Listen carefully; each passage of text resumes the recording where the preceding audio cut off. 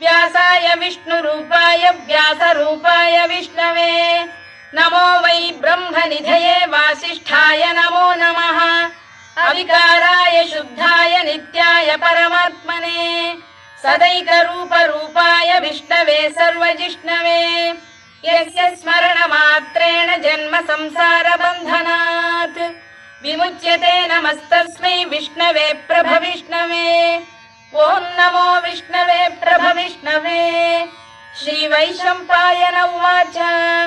श्रुत्वा धर्मानशेषेण पावनानि च सर्वशः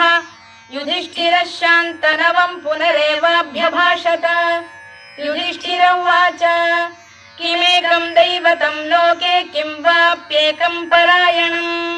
स्तुवन्तः कङ्कमर्चन्तः प्राप्नुयुर्मानवा शुभम् को धर्मः सर्वधर्माणाम् भवतः परमो मतः